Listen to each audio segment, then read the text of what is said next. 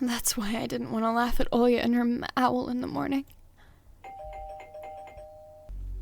Who could be visiting us here, in the middle of nowhere? We don't know anyone around here. So persistent. I felt extremely unsettled just from a silly thought that our morning guest could have come from the woods. I could barely hear voices coming from the front door. My mind was urging me to hide. In the closet, under the table, behind the curtains where Oya always hides. Tony, come here! I felt like kettlebells were tied to my feet, but still dragged them toward the hallway. A couple of policemen towered over me in the doorway. They smelled like frost and worry. My mom always winced and grumbled the moment she saw patrol cars. Worse than bandits. At the moment, though, she looked somewhat confused. Hello? The senior officer, who wore a grim expression, nodded. A boy had gone missing yesterday. His name's Vova. Look at this, please. Have you seen him? The policeman held out a photograph to me.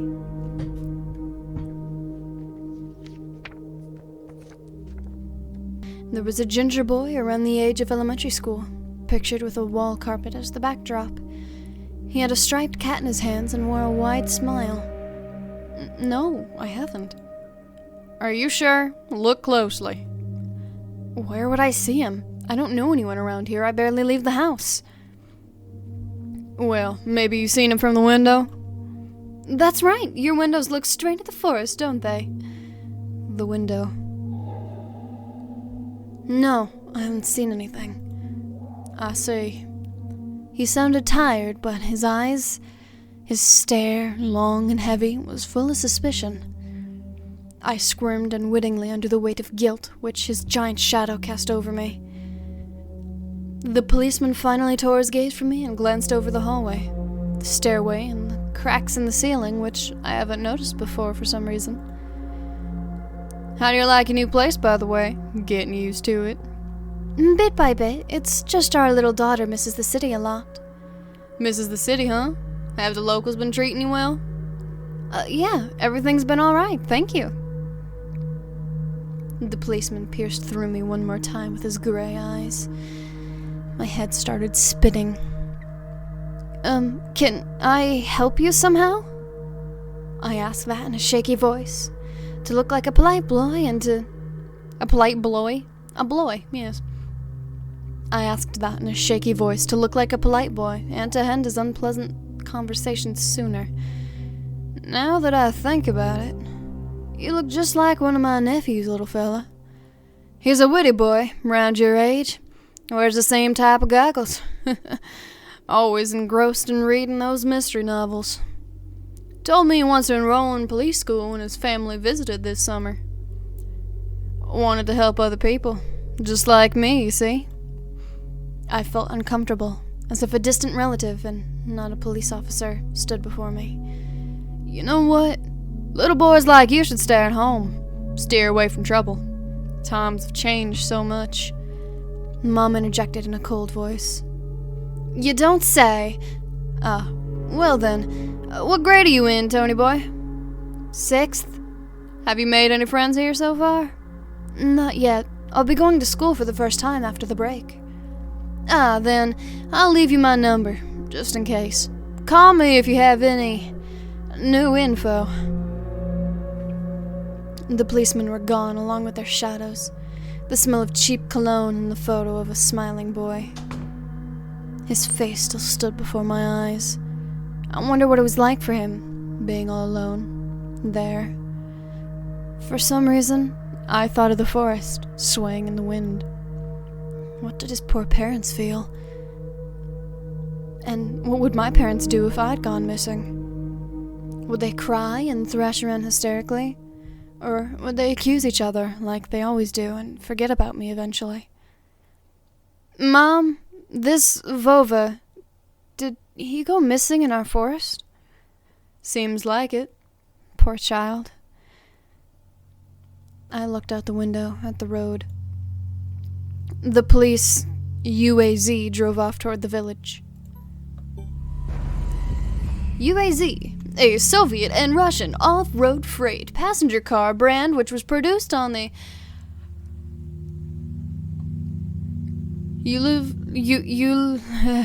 Ulanovsk car factory.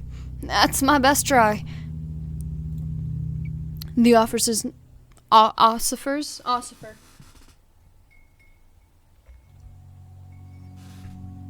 The officer's nephew came to mind when I was splitting off old paint from the windowsill. I remembered all the teenage mystery novels from the Black Kitty series I've read over the summer. Black Kitty, a series of 10 contemporary Russian original or translated teen mystery books.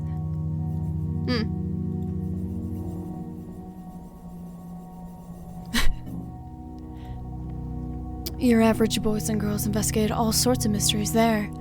They looked for clues, spied on suspicious people, and after a set of amazing adventures, BAM! Solved any complicated case. They became local celebrities and must have made their parents very proud. I noticed a trail of policemen's footprints that led to the forest, and then it clicked in my head. Why don't I start an investigation of my own? Maybe I'll find that lost boy. And I'll get a reward. Olya will be so happy. And not only Olya, Mom and Dad too. Maybe they'll even forget about their quarrels for a while. Maybe I'll even save us from the D word. I fantasized about buying Olya a Tamagotchi and getting a cassette player for a bunch of tapes for myself. Tamagotchi. And a whole box of Kinder Surprise. When was the last time our parents bought us any toys? Last autumn, I think. My dad had lost his job at the time. There's that annoying song about it. Accountant. A song by an all-female Soviet pop band by the name of, Combination that was widely popular in the early 90s. Kombinatsiya. Kombinatsiya? I'm learning Russian. Poorly, but I'm trying. Oh, my earbud.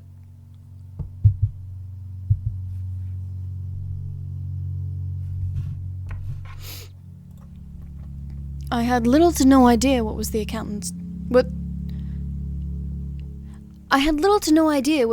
job was like.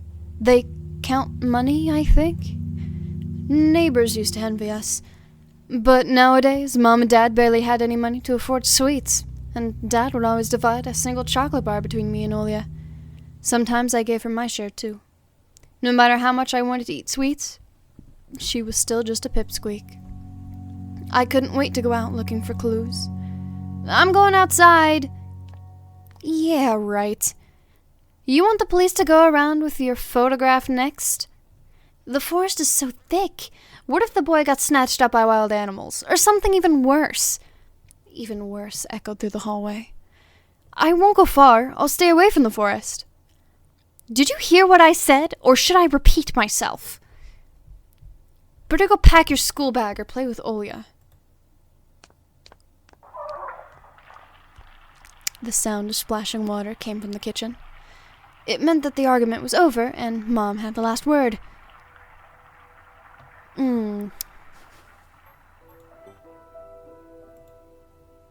What? This cross had seen so many people come and go in this house. It was black, as if it absorbed all human sin from the lost. It was black, as if it had absorbed all human sin from the long years it was hanging above the ceiling. Above the door, under the ceiling. After Grandma died, Mom was going to take it off and hang a horseshoe in its place as a lucky charm. But she cut herself over the cross's sharp corner and almost fell from the stepladder. Dad called it a sign from above and ordered the cross to be left alone in its rightful place.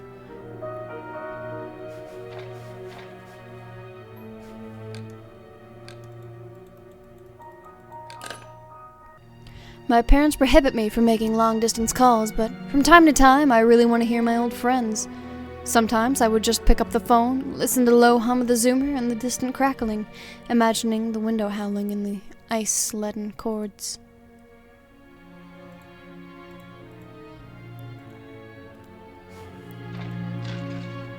Mom's peg top, a family relic. My mom played with it when she was little, and then she gifted it to me.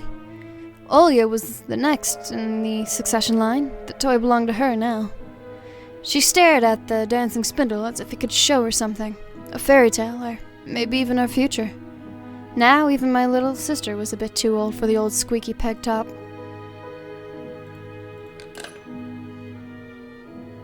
Anton, get your hands off the phone! Oh.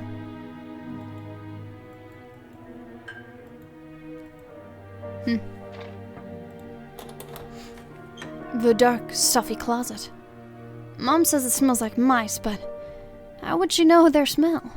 She hates when I stick my nose in there. She's afraid I'll cut myself on the freshly sharpened axe. And Olya can't even be lured close to it. She thinks Baba is living there. I opened the door and turned on a dim lamp so she would see that there was nothing but cobwebs, Dad's tools, and scratched walls. She still didn't believe me. And I like to hide in the closet and listen to Olya count outside. 1, 2, 3, better hide from me. And then drag her feet on the creaking floorboards, hoping that she wouldn't need to look for me in the cramped monster's den.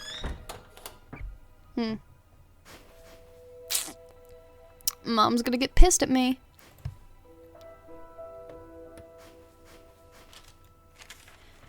I took a peek at Mom's crossword. She would get very angry when someone gave her advice, so me and Dad faked knowing the answer and being about to reveal it all the time. I smiled at that fleeting thought. Vertical, 9 letters, the name of the Philistine deity that protected them from viper bites and had a nickname, the Lord of the Flies. The second letter's E.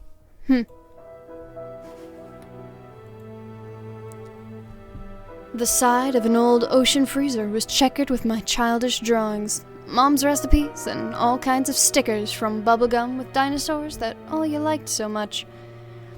Among that still life picture hung a piece of ruled paper with a phone number of the police officer who visits it. First Lieutenant Tikhonov. I read inside my mind, looking at the officer's sprawling handwriting. A scrap of paper was held by 2 pieces of broken magnet from some old Soviet toy, and those pieces just barely covered up the numbers as if to taunt me. I leaned toward it to unveil the mystery and take this piece to a safer place where it would wait for its time when I would finally find Vova and be the first to call the police with the happy news. Anton! Mom's reproachful eyes stared at me. What do you need it for? Hands off, you'll lose it. Angering my mom was the last thing I wanted to do, so I lowered my hand.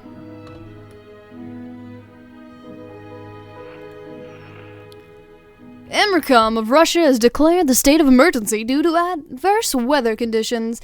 According to the weather forecast, a cyclone is moving toward the region. Expect heavy snowfall, blizzards, and snowdrifts on the road. Keep your eyes open and take care of yourself. The decrepit and stain-covered calendar was once my favorite form of entertainment in Grandma's house. I remember waking up and running to the kitchen so I could tear off yesterday's leaf first thing in the morning, as if the coming day would get lost in the taiga forest without my help. One day closer to New Year's, one day closer to Grandma's funeral.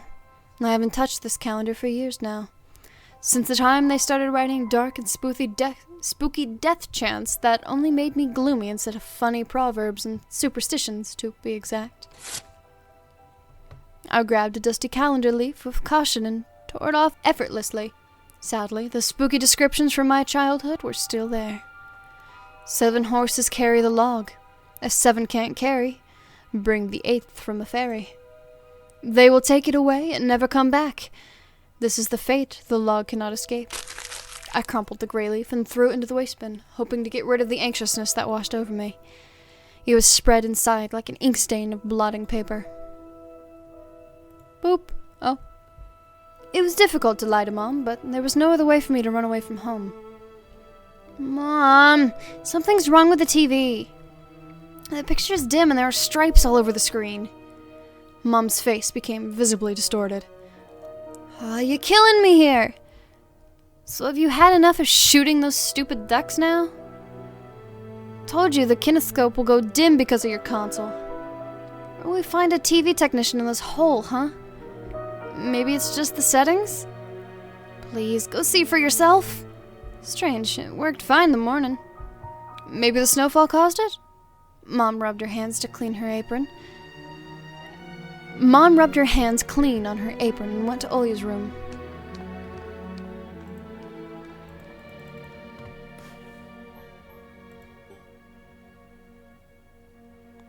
Okay, I think clicked everything. Oh wait. Kitchen. Open.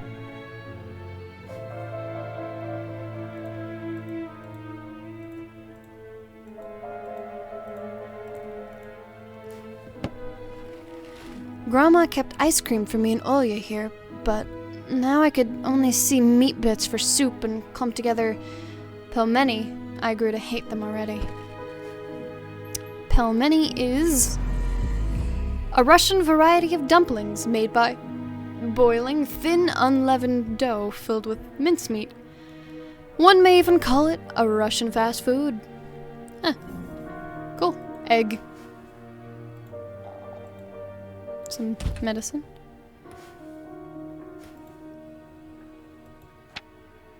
Oh. Alright, yoinked.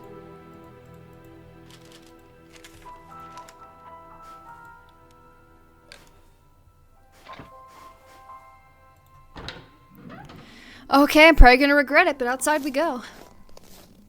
I opened the front gate and went into the field, carefully so Mom wouldn't see me from the window. When I crossed half the distance toward the forest, the snow piles became high as my knees. I remembered my nightly fears. I saw those silhouettes around here. They were jumping around, holding hands.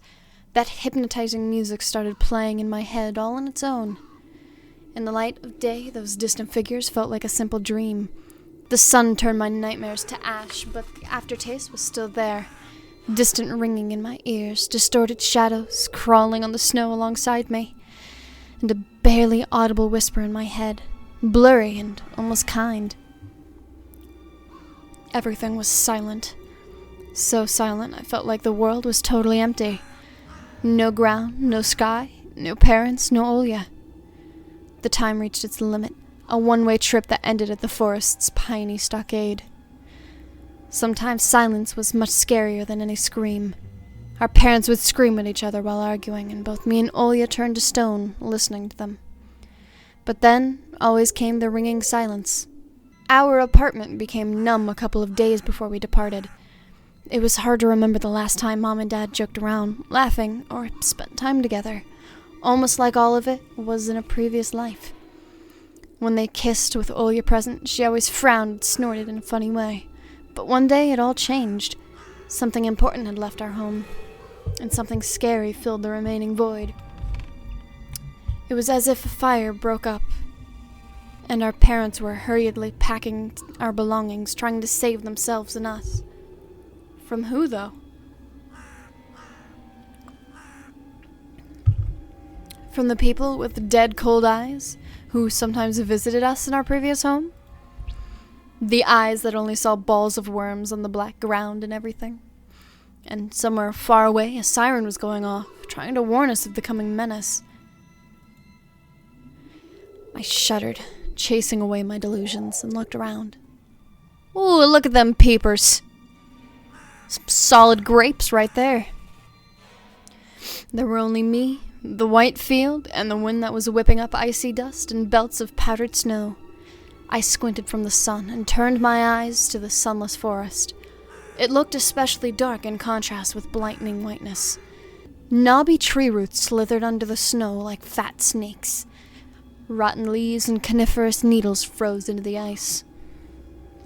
Dry, prickly branches intertwined, bringing up uncomfortable thoughts about fences. Were they protecting the forest? Or were they keeping something from breaking out? Some object was hanging from one of the pointy branches. I tried to get closer, drowning in snow, and when I almost got to the edge of the forest, I saw a knitted mitten.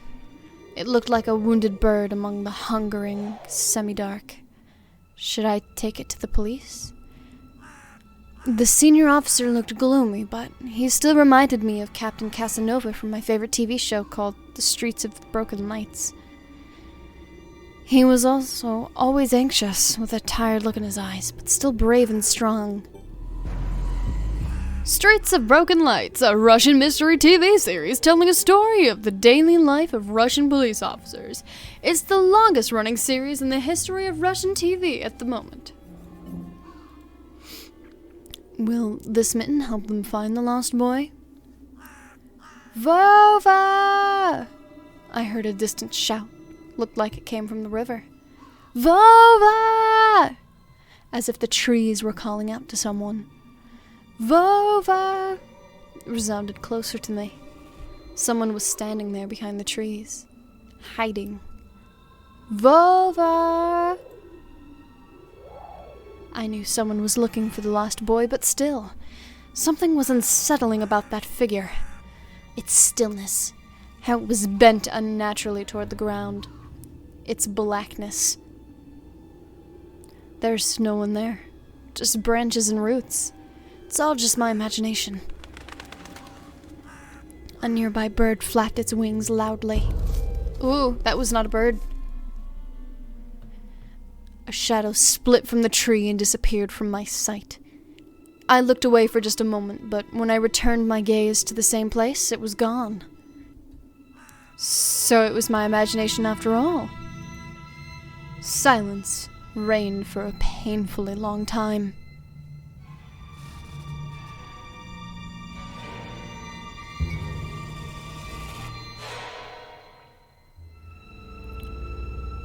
My muscles were tightly sprung. My heart was beating somewhere in my throat. Any noise, any little movement, any small whisper from the thicket, and I'd sprint. But nothing of the sort happened. I looked at the mitten once more.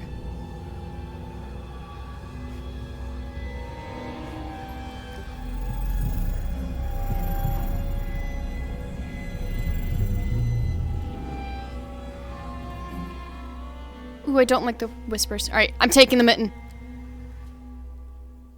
I decided to take the lonely mitten from the branch.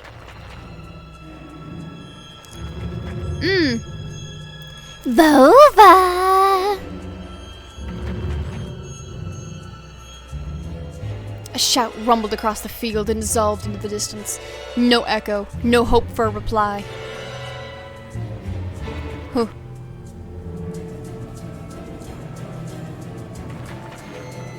I stepped towards the bristly trees and tried to claim my find. It didn't budge. I pulled harder. The branch cracked and the mitten tore off, landing in my hand with a squishy sound. All too heavy, wet. I squeezed it without thinking, and something dark spilled from it, forming a tiny string between the mitten and the snow. Steam rose from the snow pile. Blood. Nah, it's oil. I froze in place, studying my palms in disgust. Red. The sound of cracking branches invaded the silence. I didn't have to think twice before running away. Someone was chasing me from the darkness, breaking pine branches, closing the distance with giant leaps. Snow was slowing me down. Crazy thoughts flew through my mind. I'll get caught. They'll get me. I dragged away into the thicket. I'll be gone forever. There was one more voice, probably one of reason. It gave me strength, spurred me on. You can do it! Don't stop! I heard an animal roar behind me. It was so loud my ears went numb. It felt like the sound had come from a pack of hungry beasts rather than a single one.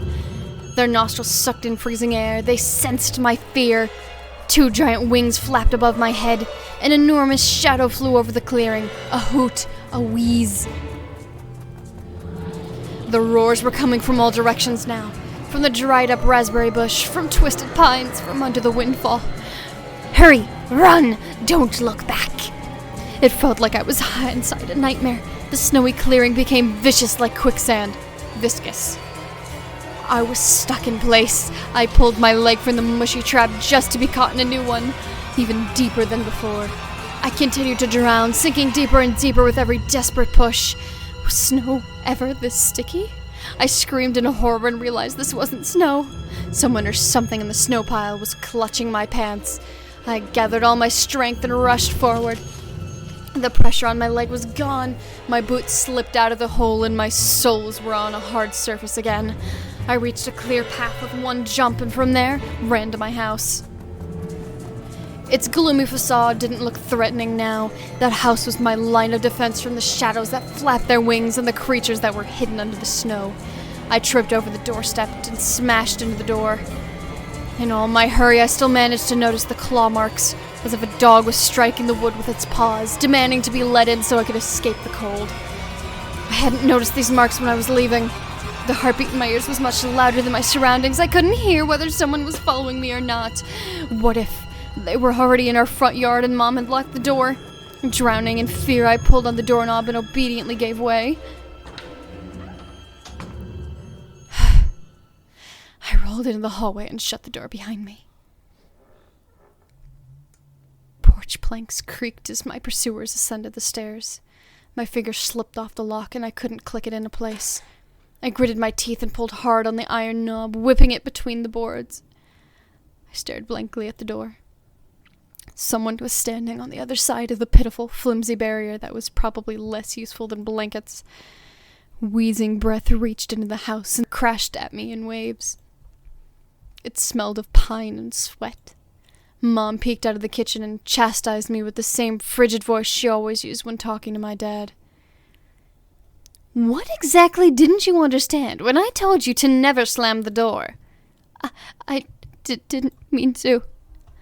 I snuck a glance at the door. The smell was gone and the breath was too. If there was someone in first place, of course. Here, mere 5 meters away from my mom, my fear was slowly weakening, melting like snow in spring, and with it the last bit of strength I had left my body too. My legs gave way. I propped myself up against the wall so I wouldn't fall over. Mom's expression had changed immediately. The cold mask of strictness and detachment was gone.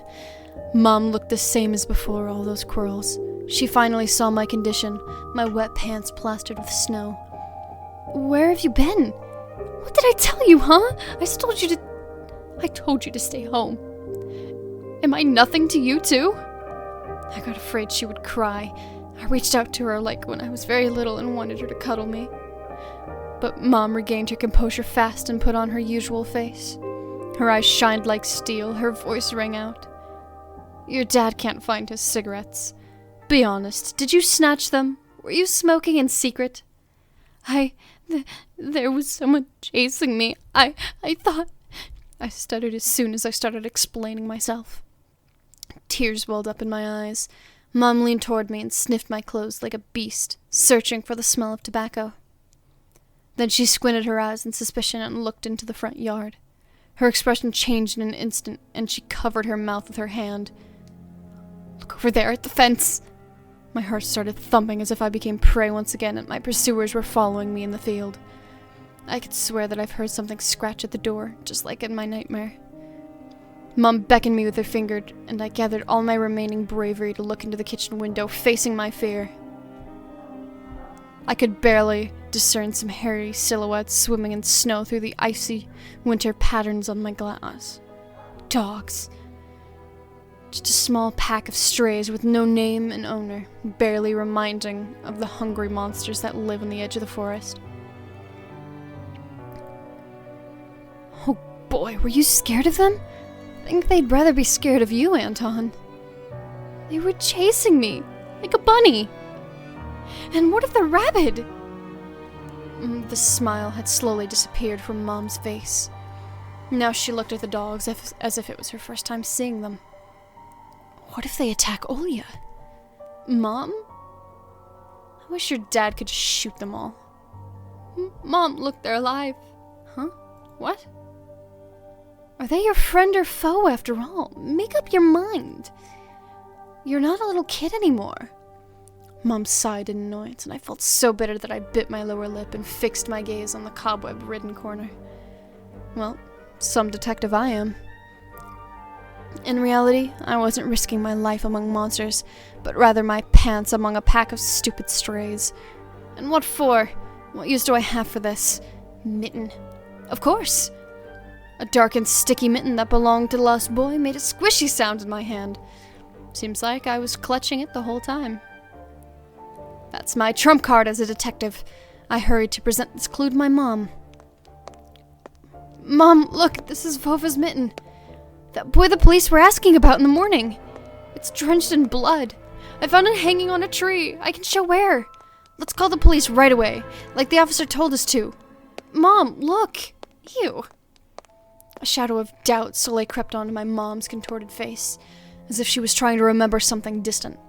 Like someone tries to remember their dream, but the images slip away. Stop it this moment. Olya will go insane if she hears you. She already has trouble sleeping and whines all the time. And you joke around like this. At that moment, I realized the mitten was actually wet from snow. There was no blood whatsoever. I wanted to sink through the floor from embarrassment. Come here, my boy who cried wolf. Oh, don't just stand there. Come here and take your pills. A golden-colored pill, reminiscent of a dead wasp, fell onto my palm. I already took one during breakfast. Don't talk over me. I told you to stay home, and Dad would have given you a good whipping for that. Come on, take it, or you won't be able to sleep at night, and you have school tomorrow. So I had to swallow the bitter medication, drinking it down with a similarly awful water that gave off a taste of chlorine. Maybe it wasn't Vova's mitten. Maybe it wasn't a mitten at all. Just like the forest monsters. And Olya's owl. Am I going mad? What's happening to me? Either the pill had an immediate effect, or my overexerted brain didn't let fear inside anymore. Serenity washed over me, bringing yawny indifference along with it. Anton, you done? See, you can do it when you try. Take off your coat. Are you asleep? No, Mom, I was just thinking. About what, I wonder? It's just something silly. Mom scrutinized me with her suspicious eyes, as if she wasn't sure she was looking at her own son and not some doppelganger that came from the forest. Is everything all right? You had the exact same expression when the policeman asked you about the window. It's all right, Mom. She heaved a deep sigh. Fine. It seemed like the house had changed. The sofa's fabric had become discolored. Fingerprints appeared on the bathroom tiles. The light bulbs also felt different, dimmer and more yellow. Even the saliva inside my mouth had a different taste. A little melody from Aladdin could be heard from the upper floor. Olya was done rewatching her favorite Little Mermaid episodes and switched to other tapes. I slowly changed into my home clothes, stopped before the sink and studied my reflection in the mirror, like I was trying to solve one of those spot the difference puzzles. Then I went upstairs. Jafar's and Lagos' voices died down. I walked past Olya's bedroom and slipped into my own. I've dreamt of becoming an artist since Dad bought me my first comic book. Fly magazine was the coolest. I especially liked the big space-related edition with alien monsters and that funny episode about gendarme. Fly, the first Soviet and Russian periodic adult comics magazine, extremely popular during the crazy 90s, that made the magazine stand out was the refusal to let material from its foreign counterparts. I started drawing all kinds of stuff since that day, and I seem to be getting pretty good at it. One of my letters even got published in Fly once. Maybe someday I'll even publish my comic. My best works.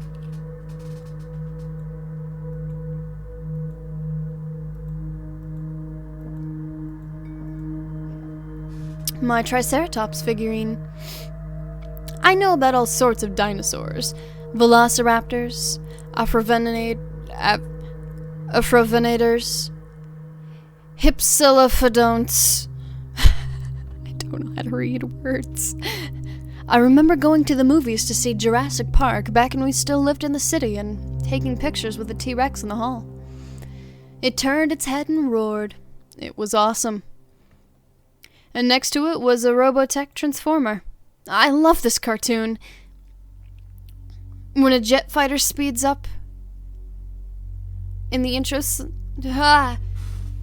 When a jet fighter speeds up in the intro among the sounds of blaster fire, you know your next 20 minutes will surely be amazing.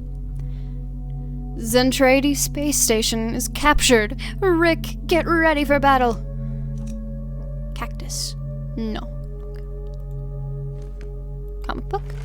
Monsters, Ghosts, UFOs, the Encyclopedia of Paranormal Phenomenon from Rosman Publishing. I've heard about the Loch Ness Monster, Medusa the Gorgon, and Bigfoot. From there. Olya is always scared of the book. She could barely handle sifting through the monsters and alien sections with me, but the middle part where they start to talk about ghosts really freaked her out. I even remember hunting ghosts after I'd read that book. I measured the distance between items on my table every evening and checked if they'd moved due to some supernatural force come the morning. They didn't. But to be honest, what was I expecting? To meet Casper the Ghost?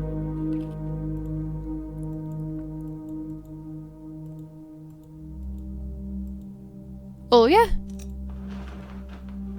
The forest didn't look as grim during the day. Entangled tree branches in the distance and the snowy field between our house and the forest brought sleepiness to my eyes. But sometimes I would still catch myself looking in the window as the icy treetops instead of doing my homework. Okay, but... Oh yeah. Strange, I remember moving this curtain. Your sister's hiding in it.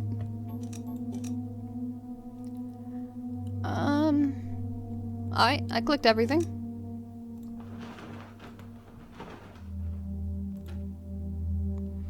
One of the drawers was empty. I hid the policeman's phone number along with the mitten there. What?